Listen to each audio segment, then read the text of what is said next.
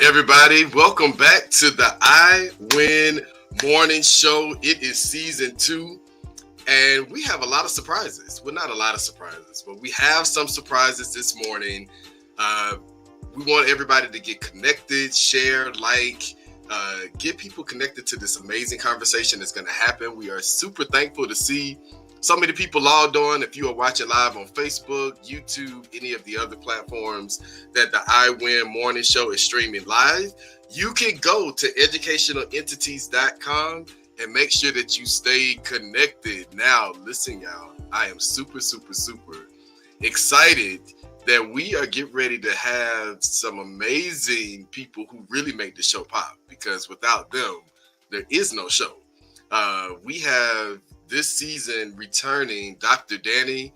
Y'all know them affirmations be setting us off right for the week, and that word that Dr. Danny always brings. But we are also honored to have the original host of the I Win Morning Show some 8 years ago to join us full time on the show again. So I'm gonna go on ahead and bring our host on just so y'all can see them, radiant, beautiful.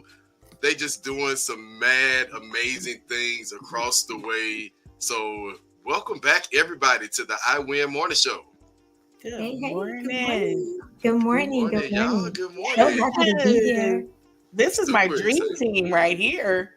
The dream team. Much love to JT. We missed you, my brother, but we are excited to have Tanya back with us. And y'all, listen, we could talk about what's happened over the summer and all those amazing things all morning long.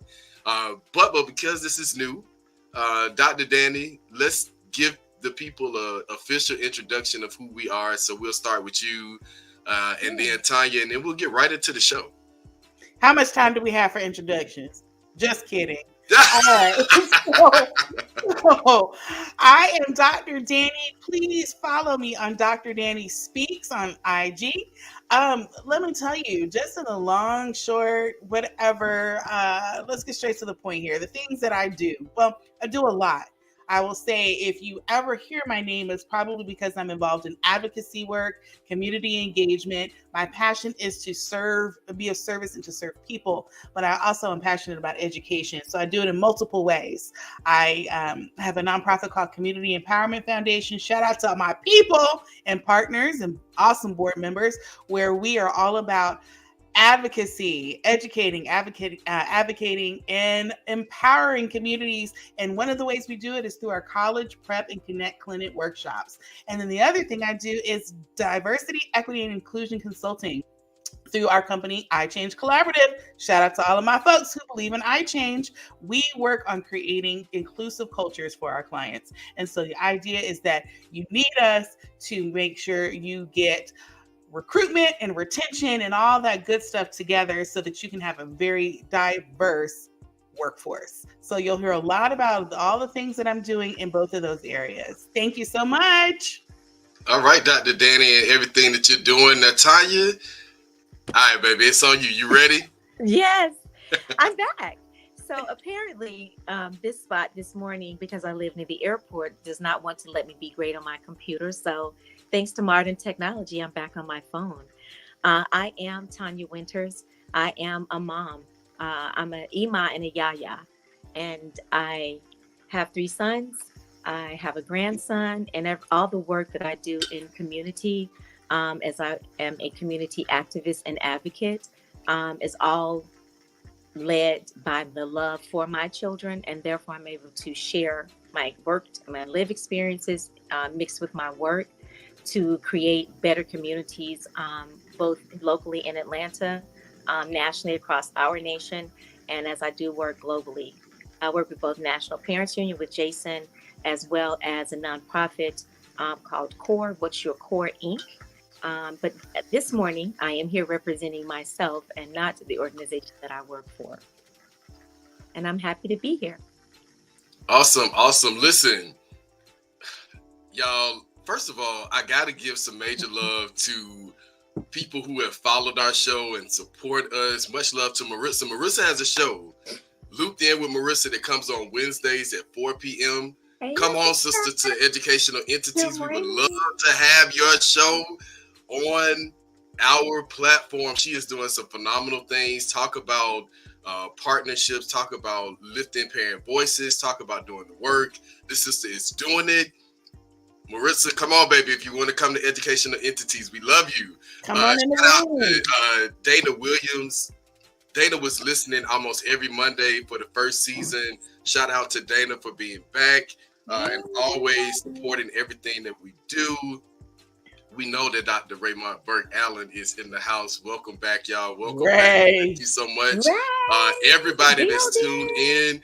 Listen, everybody, I got to highlight this brother and a partner of the National Parents Union, like CORE, the organization that Tanya works with, but Brothers Brunch Foundation, Inc. I'm hoping to see this brother doing some collaborative work in Philly, across Georgia, with Dr. Danny and I Change Collaborative. All of these amazing things, doing some phenomenal stuff. So just shout out to everybody that is listening and watching this morning. Like, share, and help get this going. I am Professor JBA, better known as Jason B. Allen, and I am super excited to be back. This is season 2, y'all.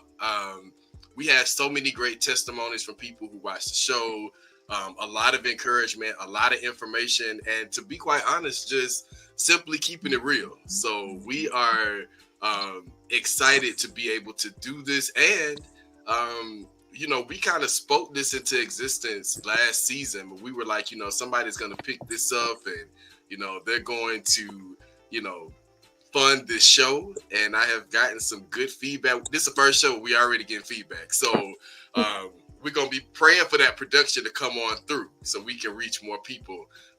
Shout out to New Jersey watching. Thank you guys so much. Now, listen, we are going to start back with our segments as the days go by.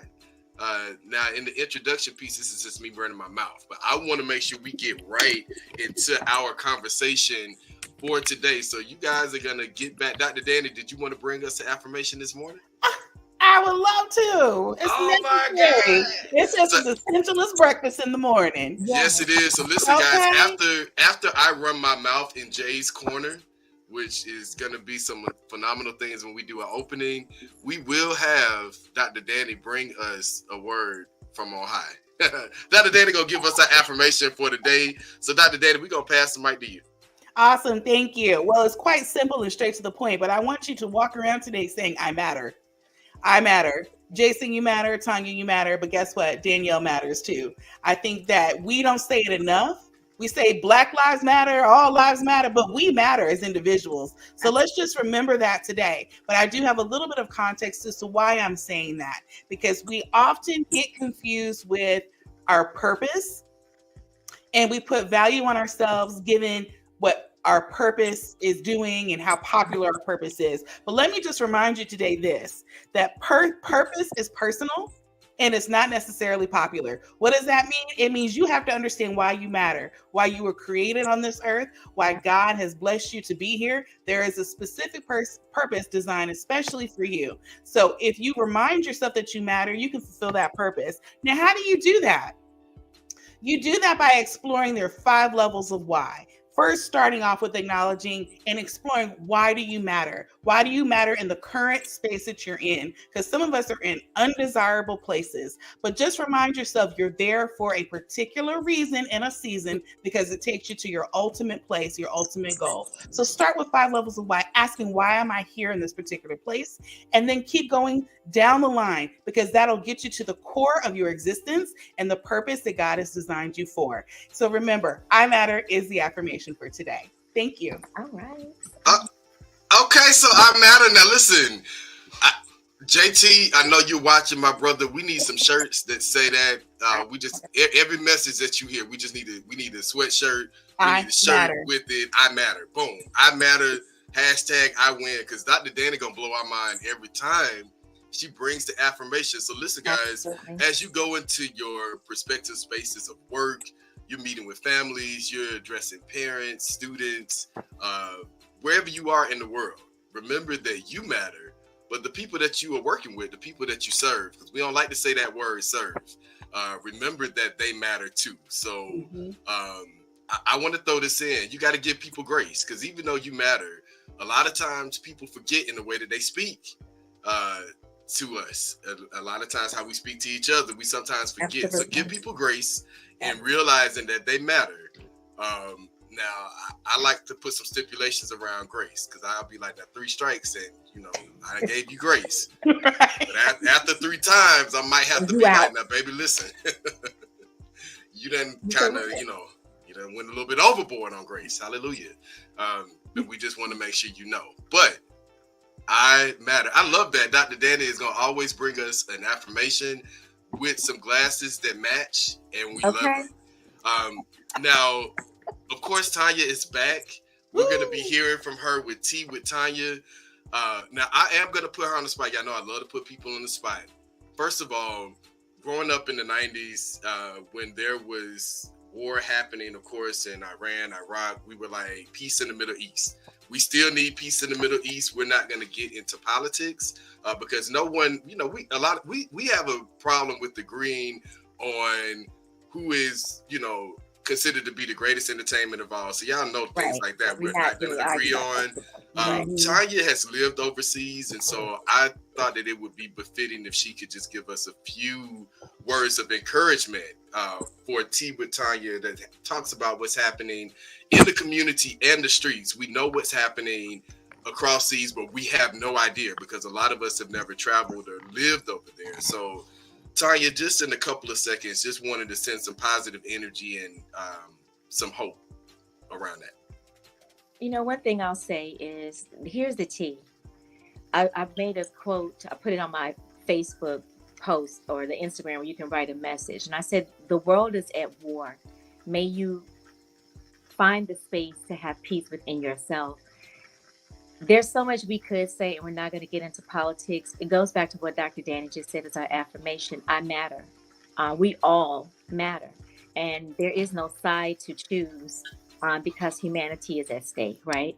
And so our hearts can lie for sentimental reasons, familiar reasons, for spiritual or religious reasons with one group of people or another. But I think we all just have to be mindful and prayerful for all lives being lost, all that is at stake. You do your homework on this centuries old issue or 8 years old, but there's always been, war in that region. I have friends from all backgrounds and all religions in that area, and I'm sending them so much love and light as I have friends whose children are on the front lines fighting. I pray that each and every one of those souls, those young babies, makes it home to their family. But here's the thing. It's war in Ukraine right now. Now it's war in Israel. And we are warring in our own country in these streets. And so here's the tea. Find a way to make the corner of the world that you're in peaceful. Whether it's your community, it's your street, it's your neighborhood, it's your school that your alma mater for, your job, your church community. Find a way to offer love to your fellow man at this time. Boom, and that's perfect. I know a lot of people have really struggled with, well, how do I address that? Teachers trying to figure out, how do I touch this subject? How do I talk to my children about this? How do we address this at church? What does this mean? Say this, Jason. There are people, Black and brown folks all over that country that look like us. That's something we don't necessarily see on the news, but I think that is something that has to be discussed and talked about and explored in our own communities. As Africans in the diaspora, there are plenty there, right? And so some people may feel like people of color that doesn't pertain to them, but it does pertain to you as a human being, and then as a person of color, it pertains to you. And that's on both sides. I had Israeli neighbors that were my complexion with coarse hair. I had Arab neighbors that were my complexion with coarse hair. So it is a touchy subject, and I think people have to tread lightly in a way. It depends on what you do for work. But do your own research and be informed. Don't allow the news to, tell you a perspective. Get your own perspective is what I would say. That's good. Tanya, let's spill some more of that tea, though. Let's spill some more of that tea, because that tea is about some folks ain't got peace in their own home. Oh. Okay? Look. Right. Some folks ain't got no peace in the room next door. And with the person they live with, right, in the room next door, on their job. So that's when I say, let's start cleaning house, because we see that the state the world is in. So let's get peace. Let's get peace within ourselves first. Amen. Yeah, and I was gonna say peace of mind. Yes. You have to get peace. Let's look. Let me show y'all what peace of mind has looked like for me for the last week. Ooh. That's beautiful. Yes. But it was so much going on outside. I had to go within, and I stayed in the house, guys, for about 4 days in a row. Instacart is a beautiful thing. But that gave me peace of mind to start this week with a clean slate. Yeah. Do what you need to do. We were covering as girls and boys. I go back to what I love. It's writing, it's creating art. Yeah. And I can control this. I can have peace right here. It's That's just good. that simple. Peace of mind, and it starts right in the area that you're in. Listen, we done got morning affirmation. We done been in the streets and got some tea. But we also got a little bit of encouragement too. So all right, y'all, take some good notes. Like and share this conversation out. Now listen, we're gonna get right into our conversation because it's a little bit after 7:30. And our topic for this week, our big question is centered around allyship. Now I gotta shout out Dr. Danny. Yes. Because we're gonna definitely start with Allyship Appreciation Week. This was new. It was major. I'm super excited to have been a part of this. But Dr. Danny, let's start with Allyship Appreciation Week. A recap of that. Tell us a little bit about what this is and some highlights of the work. Absolutely, I'd love to. So we created through iChange Collaborative, my company, something called Allyship Appreciation Week. It was a call to action to help meet the needs of specifically clients of ours who struggle with understanding how to build allyships. Allyships are relationships where those who are in marginalized groups are partnering with those who are in more dominant cultures, and we are working on building trusting relationships called allyships that help strengthen the core of an organization. What does that look like for you? If you have a company, it might be the teams that you have. If you have organizations that are really working towards improving and advancing their work with diversity, equity, and inclusion, it's about how do we build relationships across differences. And that's not just about race, it's about ethnicity, it's about gender, it's about class, all of those areas. And so what we did is from Monday through Friday, built an awareness, built out resources and tools, had a series of events all week long that focus specifically on what allyship is. Now, you have people who walk around here with badges that say, I'm an ally. No, you're not, because if you really were one, you wouldn't call yourself one. That is the first level of education that we started with. So what does allyship mean? What is an ally? Who is an ally? And how are you going to act as an ally? And how do you support others in groups of people that you don't necessarily understand their experiences? How do you support their experiences to help empower them? So that was the idea all week. We had panels that included an LGBTQ and allyship topic, which was led by our very own Jason Allen. It was fantastic. But then we also talked about power structures, and privilege. We also talked about relationships and overcoming challenges between Black women and white women.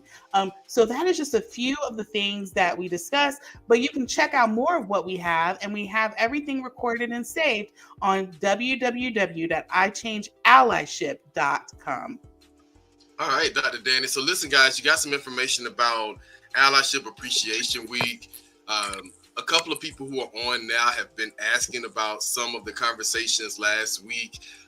Let me start here and say major thank you to Dr. Danny. When she asked me about leading the LGBTQ plus conversation, I was like, you know what, this is the first time I'm actually leading this conversation. And it was very interesting. So you got to check it out on the site, guys. But just sharing a little bit of a highlight. It was so powerful to be able to say out loud, like, hey, this is how I identify. Now, my personal belief is, shout out to Poppy, Poppy has been gone for 30 years, but his lessons that he taught me as a kid still resonate in how I live, how I teach, how I organize. He served as one of the first Blacks in the military at the naval base in Norfolk. And one of his biggest lessons that he taught me, living abroad and, all of those things, is not to subscribe to labels. Because people are going to label you as Black, they're going to label you as this, they're going to label you as that. We see a lot of this in our school system, in our communities, through the media. And it was such a powerful conversation because young people are definitely leading the way. One thing that one of our youth activists who participated, and also just in young people that I'm working with, they're always wanting to just simply be themselves. I don't want to have to be this label that you create for me. And we're also starting to see this a lot more in media, in books, in storytelling, where young people are saying, I don't really know how I want to identify just yet, but I just enjoy being a human being. And sometimes we forget humanity. And I want to give Dr. Danny a major shout out because Allyship Appreciation Week, it challenged us not only to become an ally if we aren't already, but it also challenged us to be better humans. And a lot of times we're not really challenged to be better humans. So Dr. Danny, shout out to you and the work that is happening with Allyship Appreciation Week. Can you give us that link one more time? Absolutely. It's ichangeallyship.com. And I also want to just say a special shout out to happy National Coming Out Day last Wednesday. Mm-hmm. And yesterday was Happy Pride. Yes. A lot of celebrations. They had it. Look, they got it aligned now. They got it aligned. I love it. All right. Now, I want to go here and ask, what does it mean to be an ally? Before people can even, kind of connect to the conversation, what does it mean to be an ally? So if you are watching live and you're able to kind of share a little bit of your story in the comments, please do so. But Tanya, Dr. Danny, let's start off with, what does it mean to be an ally? Tanya, you got one? To be an ally is to be a part of, I guess, to be a friend of a marginalized group, or take interest in understanding, being a member of a group of marginalized people, not that you're a part of and you may not understand, but to be able to take action on behalf of them, to understand what their plight is, and to educate yourself enough to be able to have informed and intelligent decisions about this group of people. But not to learn that from something else, but to go to the actual group of people and learn from those people. In my experience with working with other groups of people, they get their understanding of us as Black women from so many other sources other than Black women. And one of the main things I do is I go look at your social media pages, but I have a Black friend. Where? No, you don't, because I didn't see any. I don't judge you by that, but what I do is I take, if it is a relationship that I have to have, then I take you to task about being informed about me and my people, if that is who you are going to serve and act on behalf of. That's good. That's good. I love that. And I heard it come up that, I have a Black friend. That is a big thing. A lot of people will say that, like, I have a gay friend. I have a Black friend. I have a female friend, because I'm gonna come down that road too. And I actually want to go down that road now, Dr. Danny and Tanya. In a lot of these spaces, BIPOC, the women's movement, race matters in everything. How can we be better allies to Black women? And I want, brothers that are on, fathers who are on, you dating women. I really want your perspective, because we keep seeing on the news, we keep hearing the stories how Black women are not protected, they're not served well, they're not thought of, they're not considered, they're not respected. And it pisses me off at times, because I'm always seeing how, we have a divide in our community where men are thinking like, I'm a man because I control my woman, or I'm doing this for her, but no one is really truly being an ally to Black women. So we going down that road this morning. I know it's the first show, but what can people do to be better allies to Black women? So first of all, I would say let's be really clear and distinguish the difference. Allyships aren't friendships. Allyships are partnerships. They are intentional. They are specific to a need that needs to be met. Friendships are the bonus. If we end up liking each other and we're friends afterwards, and see, Dr. Danny's single, so if we end up getting married after that, that's cool too. But for right now, it's about partnership. And it's understanding, like, for me, an ally would be someone who recognizes and owns that their position and power is what I don't have. And it's not because I'm not worthy of it. It is because society doesn't see me as having that access and needing that access. So what my ally needs to do is to get out the way or make a way for me, and to say, relinquish their power. What does that mean? That means give up your seat. When you see that there are no Black women in spaces and you've got access and the keys and the power, give up your seat, and give up your seat publicly and say, we need a Black woman's voice in this space. That means folks with board members who are asking about how do we become more inclusive. It means give up your seat. You go sit down somewhere and let me get this seat, because they're not going to give me this seat. I love that. Also, shout out, I love Maritza's comment as well. It's highlighted on the screen. It has to be a true and authentic relationship. And we struggling, y'all, with relationships. So not just the friendships, the partnerships, the marriages, any ship. Yeah. We all the ships are struggling. Baby, so all we the got to do ships. better. Yeah, all the ships have hit choppy water. And I think exactly what Dr. Danny said about being intentional, what Marissa said about being authentic and not transactional. It's not that you, for this, I'm going to do, it's not for this, for that. It is a necessity because it's needed. And it's about you really understanding that that need has to be met. I'll give you another one. I am an ally for Black men. I am not an expert on Black men because I gave birth to 3 Black sons. That does not make me an expert. I could just be their mom and so be their support and not understand the need for allyship in that space. I have intentionally sat with them and had conversations, Jason, as you well know, from very young, read a plethora of books about Black males in different spaces since I started having children, because I said, okay, this is what I'm getting, all sons. Let me learn how to not speak for them all the time, but be able to speak with them, not talk at them, but talk to them, and be able to also educate other people on the experience that I've had in actually studying and doing the research, and can genuinely call myself an ally for Black men, right? And I think sometimes we think just because we're in this body or in this race, allyship is not called for us to have allyship with our other genders. We talked about the LGBTQIA community.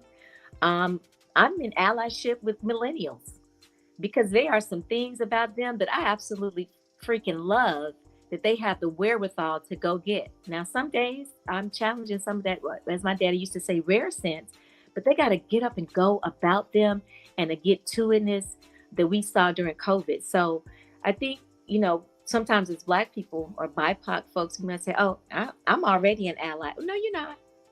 No, you're not. You don't automatically get, this is not a birthright. You have to do your work.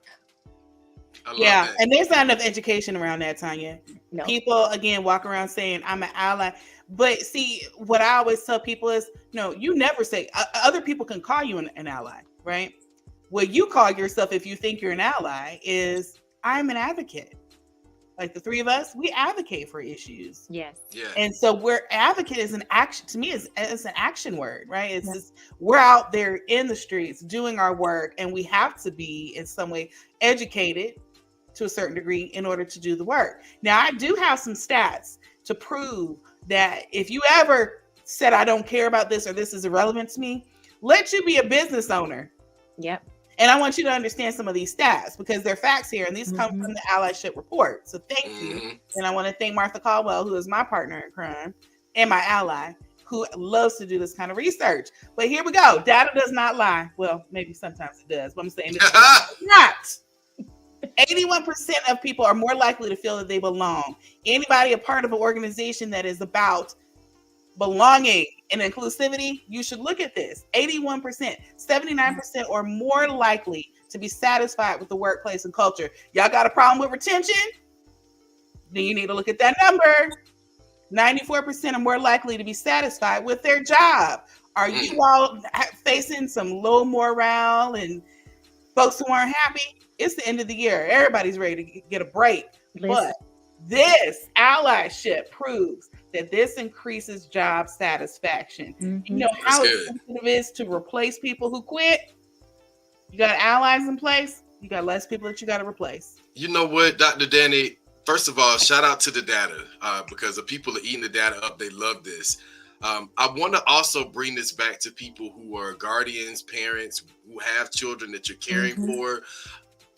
Even if you have loved ones who are in the hospital, I want to use schools and hospitals as a good analogy. When you think about 94% of people are likely to be satisfied with their jobs, and we're thinking about two areas that are overworked. If you have high numbers of teachers that are turned over, most likely they are not satisfied with their job. That does not mean they don't love children.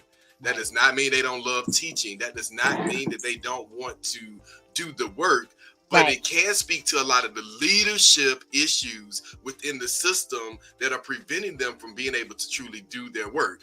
Why should parents be concerned about this data? Because if I'm not satisfied with doing my job, baby, at the end of the day, we're serving kids. Yeah. Who's not being served well if I don't love doing my job? Yeah. Now, the flip side of that is think about people who are in hospitals and care facilities. If I'm not respected, if I'm not paid enough, if I'm overworked, if my leadership is on me dictating like, you should be doing this, you're giving too much care to the patient, you need to do this and go. If people are frustrated and don't feel appreciated and that they can do their job, these are our loved ones who are not satisfied with their jobs, that are not getting the proper care they need. So you got to think about how this data can also connect to that and what's truly happening and how you can then become an ally to help change some of these things. Awesome, guys. All right, Dr. Danny, again, thank you for that. Data is on point today. Yeah. I also want to bring up too, just as far as the stereotypes of what allyship is everybody needs an ally. I don't care where you are in this world. White men need allies. I know folks don't agree with that. Men need allies. Yeah. White women need allies. Black, we all need allies. And I'm going to tell you why we all need allies, because we're all working together.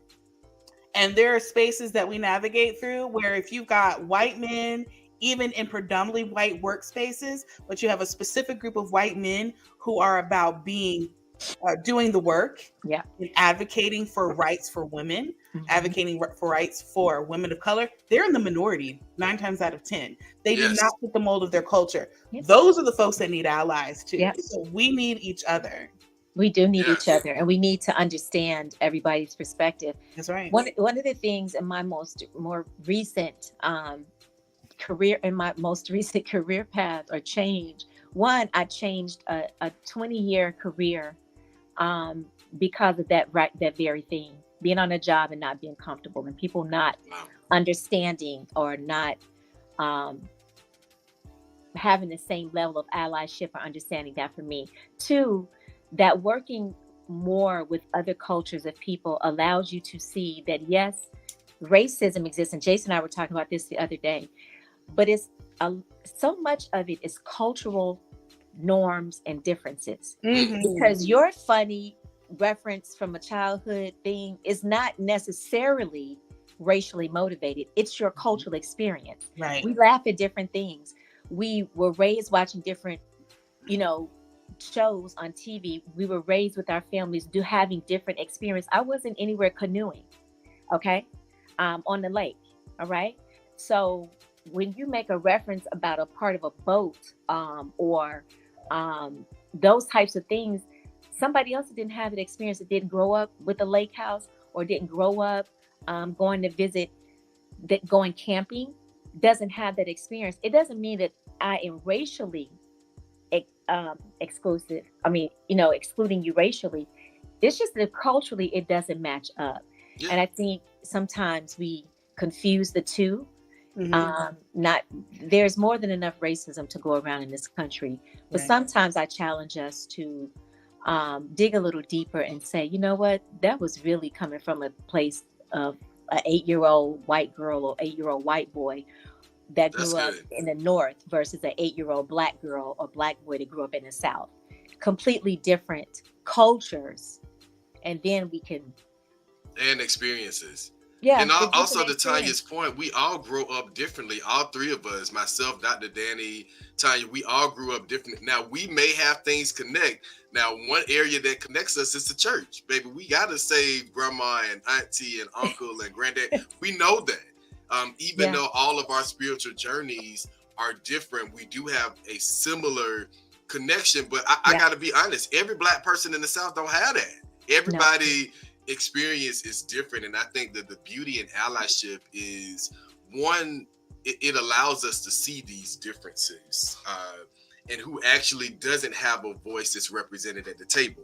Dr. Danny, I want to go here to something that you said earlier about the data. Again, major shout out for the data. I want to go here with this question based on the data and some of the things that we just discussed. Who are people who may be in need of allies? And I know you mentioned that white women, white men. What are some other populations who we really never see them at the table, or no one doesn't have a group to advocate for them? Who are some people that need allies? I would say immigrants. Those who speak, English is not their first language. I also love to challenge us to think about as far as age, our Gen Z, Gen X, those are other groups that need allies too. Yeah. But on the reverse, we've got seniors who need allies, right? Yeah. Because as the workforce is changing, it's becoming far more technical, and AI is a beast right now. It is. They need allies. They need people who understand challenges that might come with the age differences. I love that. And we work a lot. Shout out to Lily's Foundation.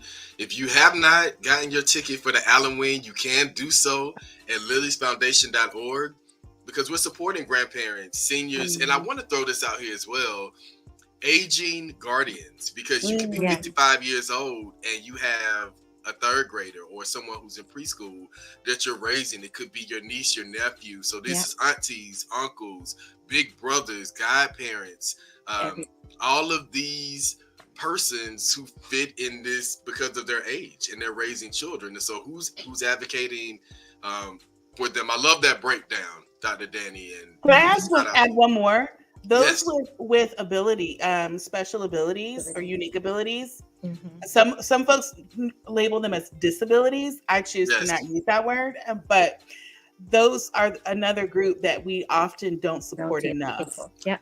Y'all listen, special abilities. Now, the special education teacher, man, I'm excited about this because it is true.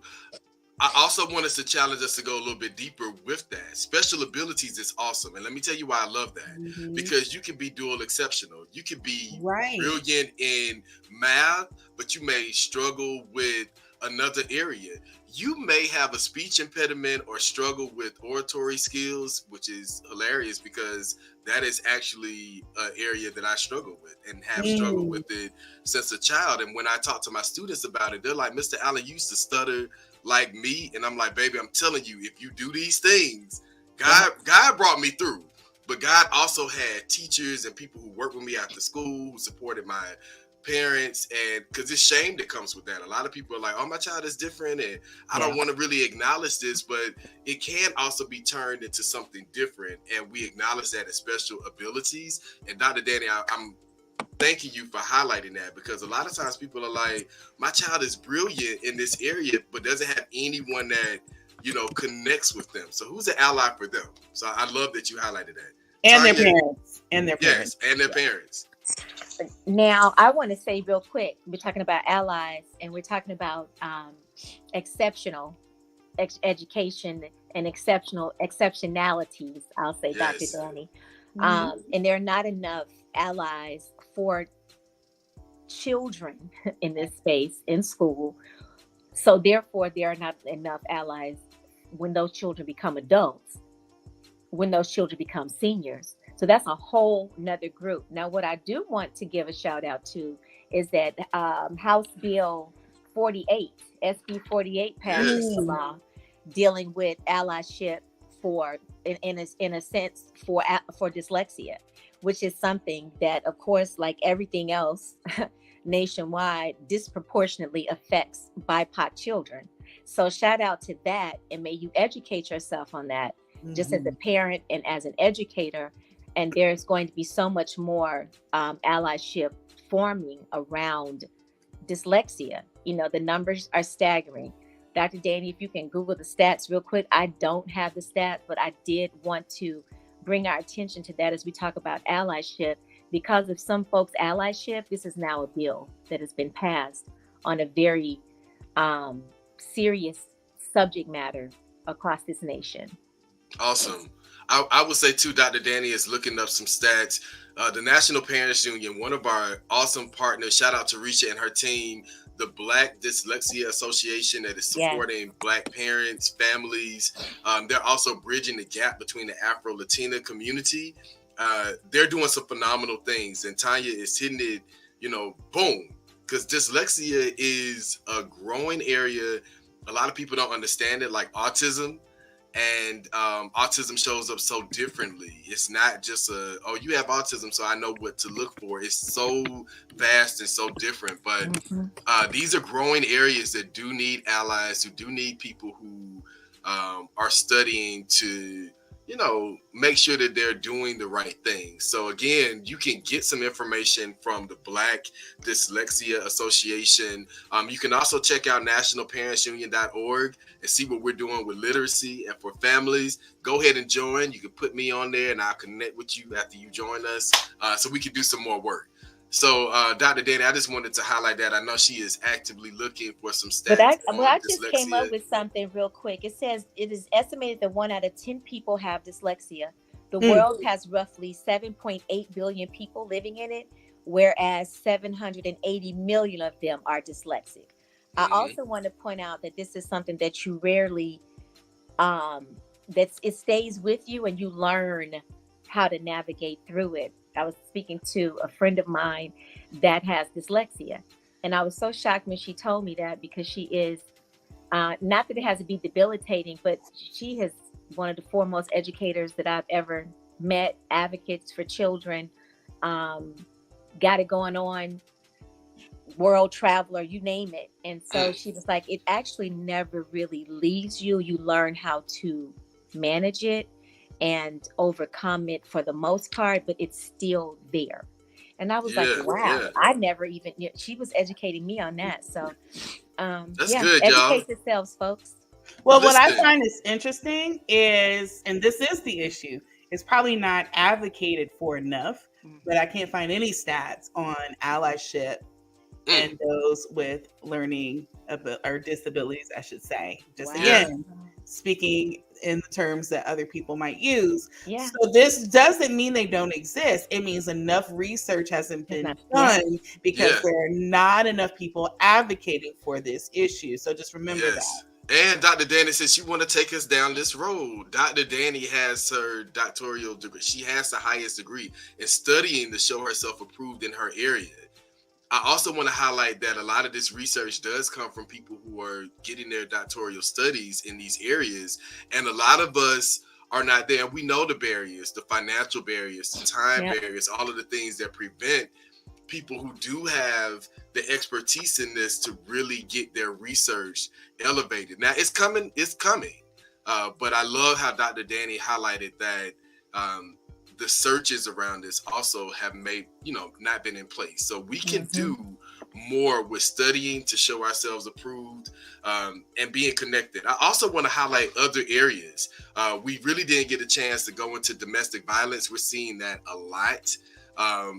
Domestic violence against both women and men, but also neglect and abuse of children. Children who are molested and sexually taken advantage of. We don't also talk about these. That's not even a cultural thing, because we've seen it in different cultures. I'm also trying to think of an area people probably would be like, what? But bookworms. We would call them back in the day, we would say nerds. I think being a nerd is awesome. Not so much now with, of course, the current generation, but, just being someone who's an avid reader, who just loves learning. Like, when you think about the numbers of kids who are being bullied, it's because of sexual identity or, their gender. It's because of them being quote unquote too smart, or being a nerd, being a bookworm. And a lot of people are shamed because of their bodies. Like, oh, you're the heavy kid, you're the fat kid, you're too skinny. So even thinking about just how these are different areas of people that are children to become young adults, who become adults, and don't have anyone who's an ally for them as well. Yeah. That's we crazy. can go. I'm sorry. Go ahead, Tanya. Oh, no. You go ahead, Dr. I was going to say we can go on and on and on, because as you were talking, I'm thinking Black male educators need. Yes. I mean, it is. I mean, allyship is so important to, build. And shout out to Sharif El-Mekki and his team. They're having the BMAC conference in November. It's sold out now. But I also want to highlight that even talking with some good friends, cousins, fellow Black male educators were struggling to be able to pay for the conference and get to the conference, and the amount of time that we had to put into finding people. Shout out to Profound Gentlemen that, sponsored some of these young men to be able to go. But it's a lot. Teachers don't make a lot of money. Educators don't make a lot of money. Organizers don't make a lot of money to be able to get the hotels and, travel and all of that. So shout out to the major conferences and all of those things that are happening. But I also think that we got to get back grassroots, because people need to be able to connect to these things so that we can truly reach more people on the ground. And what happens to the hundreds of teachers and educators who are not able to afford, who are not able to get off of work, who are not able to get a sponsor to get them there? And I'm saying this not just because I'm going through it, but also because I had to raise money to help get cousins there who needed to have this experience. Yeah. So, just thinking about Black male educators, younger educators, educators who are in technology. It's so many areas that you could think about when you look at our society of like, wow, we don't have representation here. We don't have, people who are in place in these areas. So, yeah. Hey, I have homework for everybody. Everybody who's listening, think about who in your community needs allies and share that with us, and let us work together as the I Win Morning Show team to help support establishing allyships within the community and those who have resources to support that. But yes, you can't say we didn't help. We can't say we didn't put it out there. Right. You can't say no one cares. If you don't respond when we've asked, that means that maybe you don't care enough. So we're challenging you to think about who needs support, even if it's you, put yourself on that list and get back to us so we can find ways to continue to support. That's good, guys. And we're actually preparing for our final thoughts, and that is a good way to get us there. Make sure you reach out to us. You're going to be seeing some changes with I Win. Again, we're excited about those who want to invest in the show to really help elevate conversations that people are not having. But reach out to us at educationalentities.com, even if it's a way to connect with Dr. Danny, to connect with Tanya or myself. We want to make sure we follow up on these conversations. And also, guys, I'm gonna put this out here. We did this last season. What are things that are not being talked about that you guys want us to address, to get into the hard conversations? we're all about conversations, but conversations can be fun. They can be engaging. We hope that we're setting the stage for this, because there's also healing through storytelling, and a lot of people need healing. I'm speaking that a lot of people need healing. I also myself need healing. So I'm just thinking in my mind, like, people are always grieving. People are always battling something, whether it's mentally, socially, emotionally. This show is a resource for that. So I'm excited about what Dr. Danny put out there as a homework assignment. Reach out to us, y'all. We brought y'all some data. We bringing the fire now this season. I ain't gonna give y'all everything, but Dr. Danny, Tanya, some final words before we let the people go and have an amazing rest of the day and awesome week. I think I said my final thought. My final thought was the homework assignment. Just I think self-reflecting for myself and what areas I can do better, be of service to others, but also remembering put myself on that list as well, be of service to myself, and being mindful. There is power in asking. There's the power of the ask. What ask stands for me is asking specifically is key. So when I'm out here telling people that we need to hear from you, it's because I understand what power is in asking. We take for granted that people don't ask enough of what other people need. We assume and hear what other people need through other people, through hearsay. But when people specifically ask you what you need, we almost don't know how to respond. So I'm going to do my part in asking more. That's good. I love that. Power. Thank you. I feel like you were talking to me.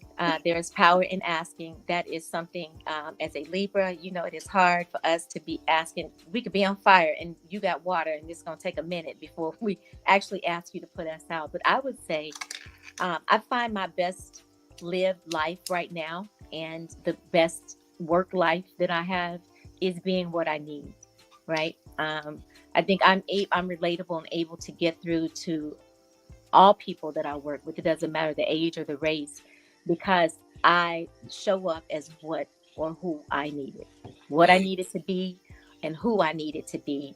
And if you approach it like that, I think we would all be so much better off and getting along with each other, right? And really creating that peace in our corner of the world. Yeah. Absolutely. I love that. I would say, guys, my final thoughts are, I shared this on Wednesday with Allyship Appreciation Week, and what does it mean to me to be an ally? And just in honor of my ancestors, one of the greatest things that my great grandparents and elders passed down to me was the understanding of unconditional love. And you cannot be a partner, a friend, an ally, a decent human being if you don't understand what unconditional love is and how to simply love others. Loving others means that I'm not always going to agree with you.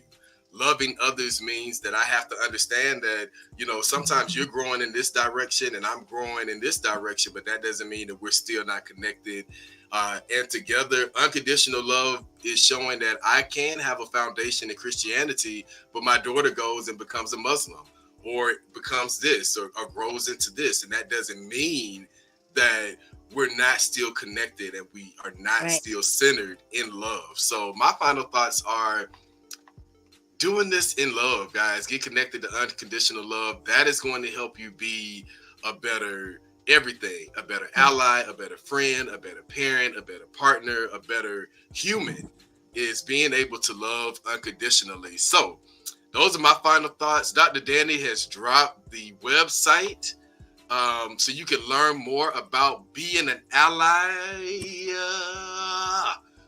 Boom. I see my coffee cup says, but first coffee. I know people are saying, what does she drink out that gigantic mug? Honey, it's Monday. Monday requires this. Monday requires this right here. Number one, I'm also a number one stunner too, but number one teacher, yes. Hey. Okay, y'all, listen. It's 50 years of hip hop. This may be a whole nother conversation within itself. But this summer, just in Closers of the South, did you guys go to any concerts? There have been some amazing concerts this year. Any fun music fest that you guys have gone to this year before we close out? No, Dr. Danny. The reunion concert. We work. You didn't go to the reunion concert though? I ain't go to neither one. Now let me tell you, Dr. Danny. We worked, but I worked across this nation this summer, honey, and I went to a lot of local summer concerts. I did some time up in the state of in New England country. I saw Erykah Badu live at the Garden, honey. Now I didn't catch, Taylor or Beyonce, but that's okay. Or Usher yet. Yeah, but now, yeah. Jason, did you catch any concerts this summer? Alicia Keys was phenomenal here in Atlanta. Janet Jackson, Janet by far was. Oh, you been? I love Janet. Janet. I'm about to fall over. I love Janet Jackson. You went to see Janet Jackson in concert? Yes, we saw Janet in concert, and Beyonce too, right? Yeah, we saw Beyonce. Janet, though, I'm still just like, oh my God, I'm about to scream. I'm a huge Janet fan. You say I'm giving you the side eye. Janet was phenomenal. I mean, she just was. It was phenomenal. We did get a chance to see Beyonce too, and it was. I'm not in the Beehive. We went to. We went on the Run tour because Jay-Z was there. I'm a big Jay-Z fan. Shout out again to hip hop, but the Beyonce concert she's giving the people a run for their money. I think it's also interesting too in the media how they're trying to pit Taylor Swift and Beyonce fans against each other. But going back to allyship, the Renaissance concert, when you think about how women were elevated, women of every creed, color, women were elevated. The LGBTQIA plus community was elevated. People who had disabilities were elevated. There was a lady who was a musician. She was pregnant. Even highlighting women can be pregnant and still, work. It was shout out to them. You better shout out that tweens were elevated, baby, because Blue Ivy she did not come to play with these girls. She did not, so y'all. She tweens did not. were elevated too, because she's a tween. Yes, they were. But listen, y'all, this is our season premiere. Welcome back to the I Win Morning Show. We are on Mondays at 7:15 a.m. Make sure you go to educationalentities.com to connect with us. Don't forget your homework assignment. But until next week, y'all, we are out. Peace and love. I hope everybody has a great week. Have a good week. Have a week. Love you guys so much. This was awesome. Bye.